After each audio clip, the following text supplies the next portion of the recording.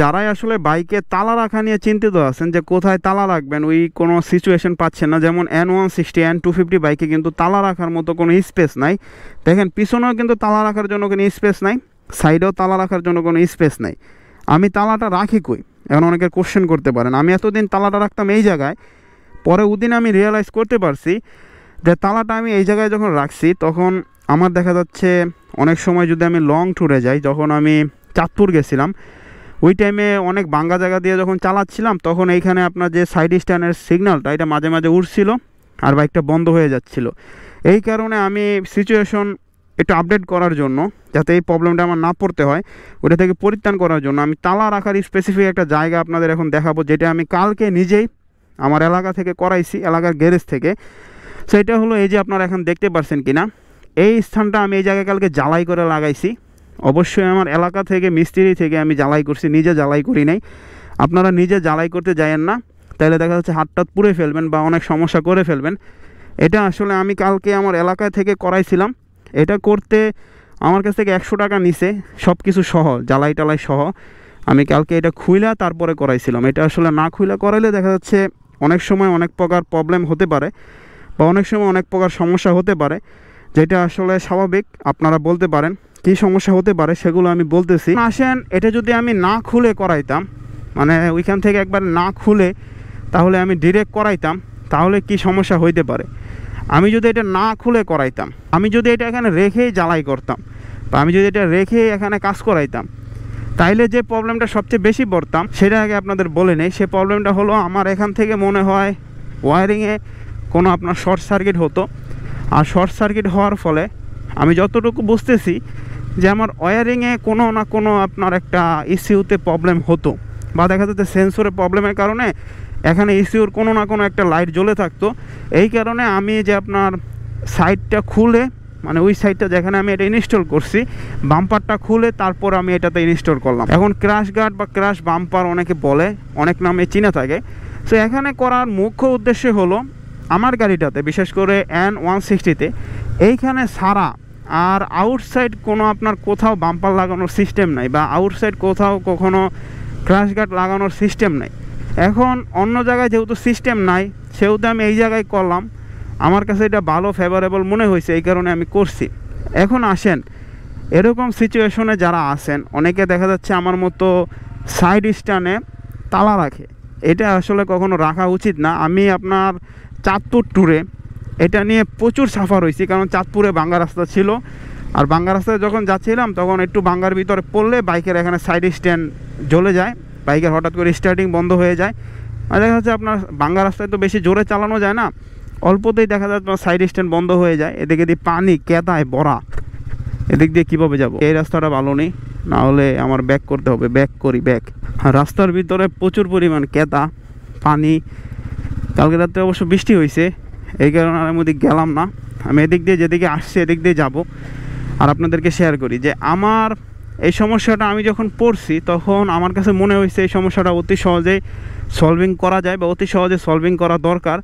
না হলে আমি এটা থেকে অনেক বড় ধরনের একটা দুর্ঘটনার ভিতর পড়বো। যেমন বড় ধরনের দুর্ঘটনার ভিতর কি, আমি যখন সাইড স্ট্যান্ডে রেখে বান্দরবন ট্যুরে যাই বা বান্দরবন ট্যুরে যেতাম, তখন আমার কিন্তু বান্দরবনের রাস্তা সম্পর্কে আপনাদের ধারণা আছে, কতটা বাঙ্গা, কতটা দেখা যাচ্ছে আপনার অনেক সময় অনেক জায়গায় 90 ডিগ্রি পরিমাণে বাঁক থাকে, অনেক জায়গায় দেখা 60 ডিগ্রি পরিমাণে বাঁক থাকে। এই বাঁকগুলোতে অনেক সময় দেখা যাচ্ছে বড় ধরনের দুর্ঘটনার ভিতরে আমি পড়তে পারি, বা বড় ধরনের দুর্ঘটনার সম্মুখীন আমি হতে পারি, যেটা আসলে কখনো আমার মনে হয় না অ্যাটলিস্ট ভালো হবে এই সামান্য 100 টাকার জন্য।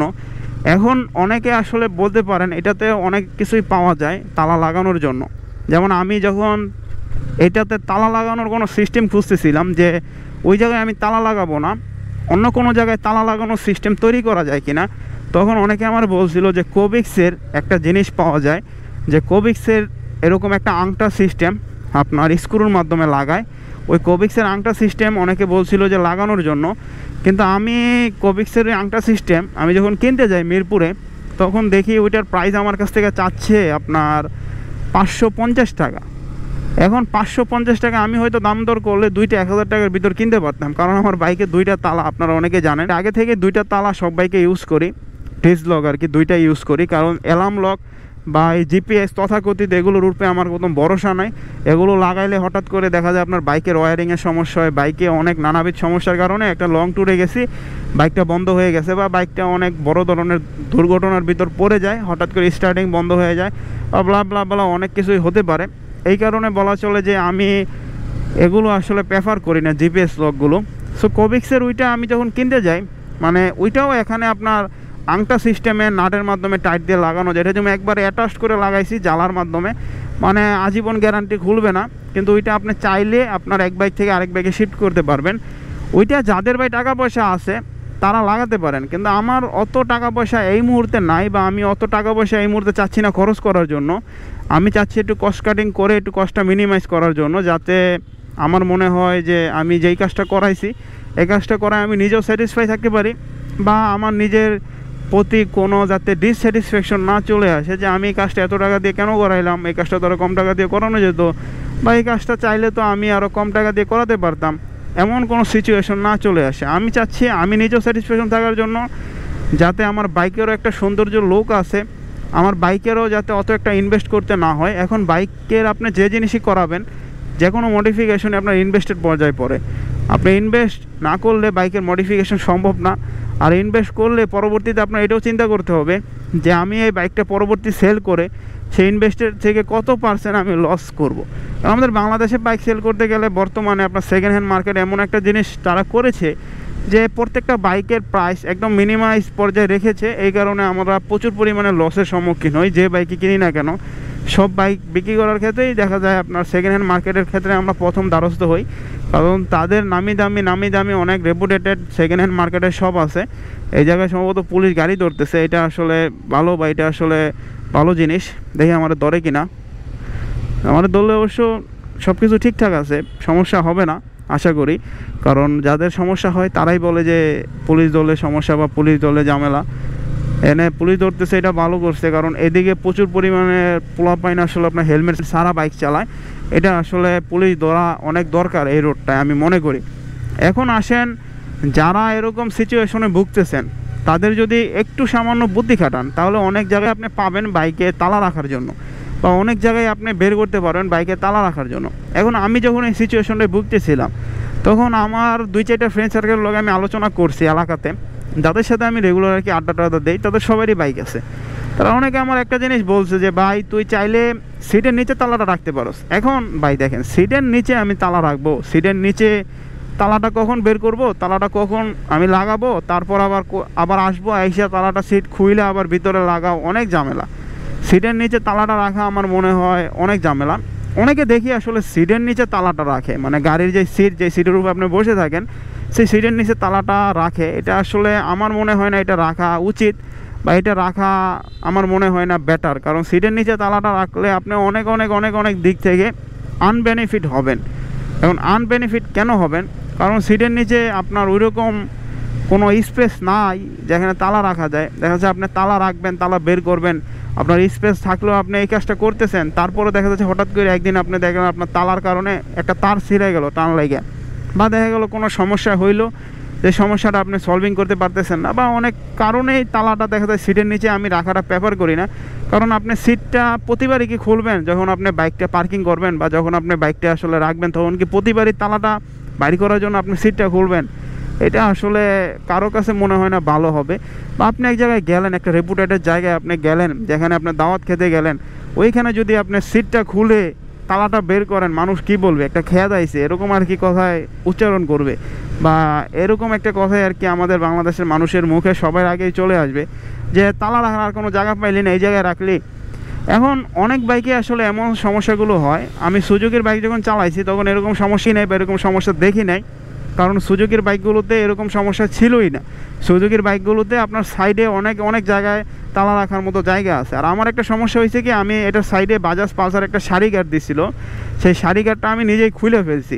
এখন কেন খুলে ফেলছি? বাজাজ পালসারের সারি গার্ডটা আমার দিছে, সেই সারি গার্ডটা আমি মনে করি নাই যে এটা আসলে রাখা উচিত। এটা রাখলে আমার বাইকের লুকটার প্রতি অনেক হ্যাম্পার পড়ে। আমার যেহেতু বয়সটাও তো বেশি না, আমি চাচ্ছিলাম বাইকের লুকটা সর্বোচ্চ করার জন্য বা সর্বাধিক করার জন্য, এই কারণে আমি এটা খুলে ফেলছি। খুলে ফেলার পর আমার মনে হচ্ছে বাইকের লুকটা এখন বেটার হয়েছে। আর N160 যেহেতু একটু বয়স্ক লোকেরা বেশি চালায়, বাংলাদেশে দেখবেন প্রত্যন্ত এলাকাতে বয়স্ক লোকেরা N160 বেশি চালায়, এই কারণে আমি সারি গার্ড যেটা আর কি দিছে বাজাজ কোম্পানি থেকে আমাকে ফ্রি দিছিল, মানে সবাইকেই ফ্রি দেয় আর কি। N160 N250 যারা কিনবেন ওই সাইডের যে একটা সারি গার্ড ওইটা আমি খুলে ফেলছি, একদম খুলে এখন মানে আমার বাইকটাতে কোনো জায়গায় দেখা যাচ্ছে আপনার লুকের দিকে মায়ের দিতে পারবে না যে বাইকটা খারাপ বা বাইকটা একটু ওল্ড এজের ওল্ড ফ্যাশনের বাইক হয়ে গেছে। কারণ এই বাইকটা এখন আমার কাছে অনেক ভালো লাগে বা এখন চালাইতে অনেক ক্ষেত্রে মজা পাই। আর ক্যামেরাতে বেশি চার্জ নাই, যতক্ষণ আপনারা দেখতেছেন কখন বন্ধ হয়ে যায় জানি না, আমি কথাটা শেয়ার করতে পারি কিনা বা ভিডিওটা এন্ডিং করতে পারি কিনা তাও বলতে পারতেছি না। অবশ্যই চ্যানেলটা সাবস্ক্রাইব করবেন, কমেন্ট করে জানাবেন ভিডিওটা কী করে ডেভেলপ করা যায়, একটু করে লাইক দিয়ে দিবেন আর কমেন্ট করে আপনার মতামত আপনি জানাতে পারেন। যদি কমেন্ট করেন তাহলে আমি আপনার মতামতও জানতে পারবো। আপনার কমেন্টের মাধ্যমে আপনি আমার ভিডিওটা দেখে কতটুকু ভালো লাগে, যদি ভালো না লাগে তাহলে আপনি কমেন্ট করতে পারেন, যদি একটা গালি দেওয়ার হয় তাহলেও কমেন্ট করতে পারেন, যদি আমাকে কোনো পরামর্শ দেওয়ার হয় তাহলেও কমেন্ট করতে পারেন। আপনি আমাকে কমেন্টের মাধ্যমে যে জিনিসগুলো সমস্যা সেই জিনিসগুলো ধরিয়ে দিতে পারেন। এখন আসেন, আমরা বাংলাদেশে অনেকে দেখবেন আপনার আরও ভবিষ্যতে হায়ার সিসি বাইক আসবে, সেগুলোতে কিন্তু তালা রাখার অত একটা ব্যবস্থা থাকবে না, বা দেখা যাচ্ছে আপনার ঠিকমতো জায়গায় ঠিক জিনিস প্লেসমেন্ট করার অত একটা ব্যবস্থা থাকবে না। কারণ হায়ার সিসি বাইকগুলো দেখা যাচ্ছে বেশি ম্যাটেরিয়াল বা দেখা যাচ্ছে আপনার অধিকাংশ ম্যাটেরিয়ালগুলো একটু মোটা প্রকৃতির হয়। আমার যেমন আমি বাজাজ পালসার N250-তে ওই সারি গার্ডটা না খুললে হয়তো সারি গার্ডের কোনো একটা না কোনো একটা চিপায় তালাটা রাখতে পারতাম, কিন্তু সারি গার্ডের ওইখানে আমি একদিন তালা রাখছিলাম, রাইখে দেখি যে আমার তালা থেকে goat goat goat goat goat goat একটা সাউন্ড আসে। আর এইটা করার ফলে আমার যে জিনিসটা হয়েছে, আমি এটাতে একটা সিস্টেম করেছি যে এটাতে ফুটা করে দিয়েছি, আমার তালার যতটুকু মুখ অতটুকুই আমি ফুটা করে দিয়েছি, তাহলে আমার এই তালাতে কোনো আপনার ঝনঝন একটা আওয়াজ আসবে না যখন চালাবো তখন।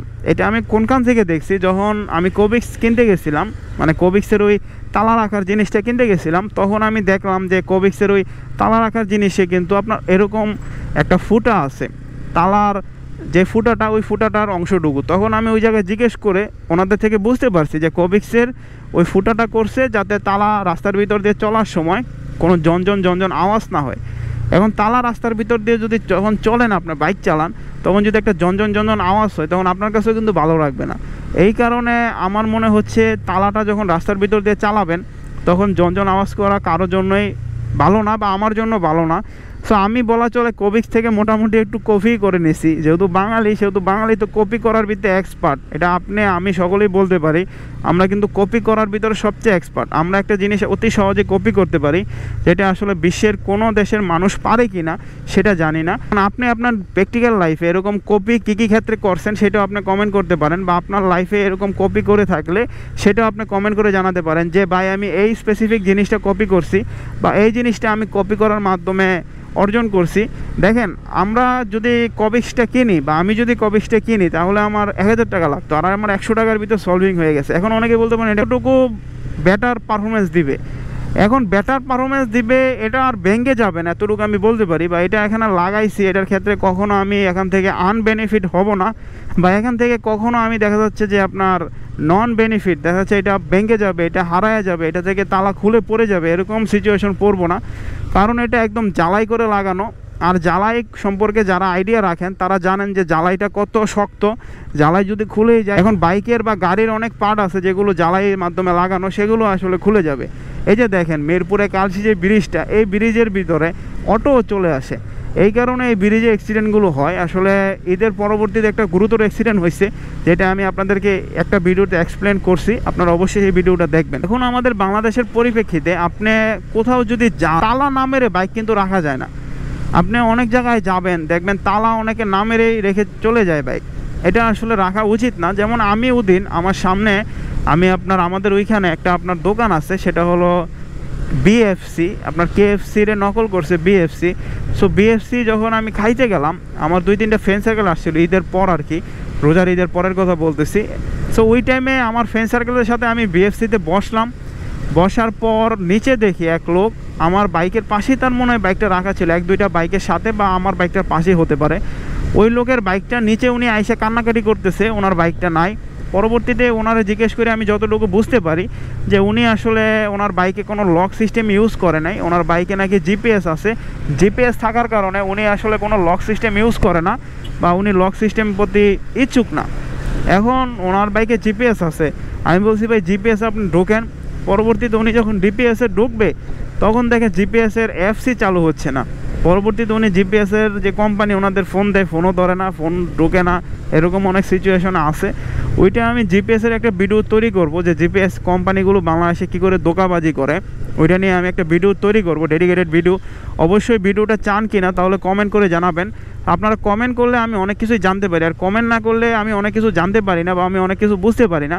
এটা আপনাদের আসলে দরকার, কমেন্ট, লাইক, শেয়ার না করেন, কমেন্ট অ্যাটলিস্ট করেন ভাই। কমেন্ট করলে আমি অনেক কিছু বুঝতে পারি আপনাদের থেকে বা অনেক কিছুই জানতে পারি। এখন আপনারা যদি এরকম কোনো জিপিএস বাইকে ইউজ করেন তাহলে আপনাদের প্র্যাকটিক্যাল লাইফে কী কী প্রবলেম হচ্ছে বা আপনার প্র্যাকটিক্যাল লাইফে কী কী প্রবলেমের সম্মুখীন হচ্ছেন।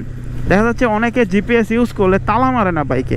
ভাই ডিসলক লিস্ট একটা আপনি ইউজ করেন, কারণ ডিসলকটা ইউজ করা আমার মনে হয় অনেক অনেক দরকার। কারণ আপনি ডিসলকটা ইউজ করলে আপনি যেমন সুরক্ষিত থাকবেন, আপনার ঝুঁকি থাকবে না।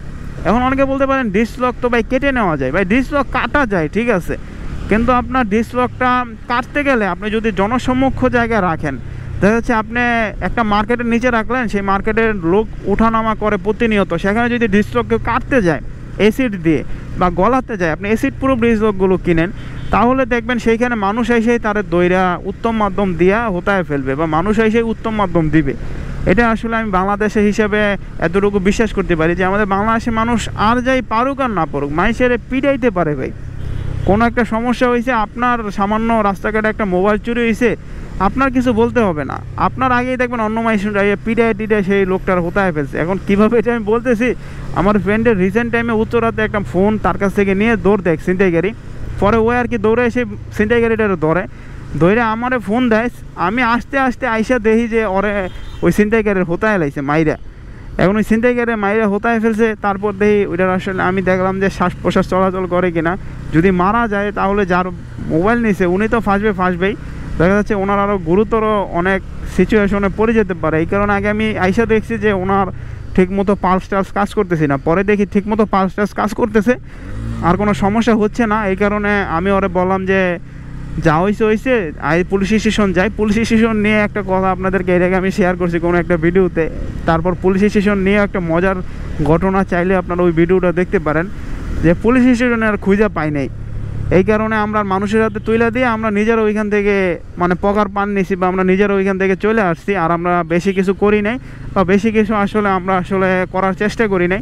এতটুকু বলা যায়, আপনি বাংলাদেশে যে কোনো জায়গায় বাইক রাখবেন, বাংলাদেশে যদি বাইকটা আপনার তালা কেটে বা তালা যদি ভেঙে নেওয়ার চেষ্টা করে, অবশ্যই আশেপাশের মানুষ 100% বাধা দিবে, বা এতটুকু বিশ্বাস করি যে আশেপাশের মানুষ 100% এটাকে প্রতিবাদ করবে যে এই মিয়া তুমি কেন এটারে গুতাচ্ছ, তোমার বাইক হলে তুমি স্টার্ট করো চাবি দিয়া, বা তোমার বাইক হলে তুমি এটারে আগে স্টার্ট করো তারপরে এটার গুতাও বা তারপরে এটার কিছু। আর যদি আপনি একবারে জনসম্মুখ জায়গায় রেখে দেন তাহলে আপনার সাথে কি হতে পারে এটা আমি আসলে বলতে পারি না, বা আমি আসলে এক্সপেকটেশন আপনারাও করতে পারতেছেন আপনাদের সাথে কি হতে পারে। একদম জনসম্মুখ জায়গায় যদি আপনারা এটা রেখে দেন কোনো গাড়ি বা কোনো বাইক, তাহলে আপনার বাইক যদি চুরি হয় সেটা আপনার কারণে হতে পারে।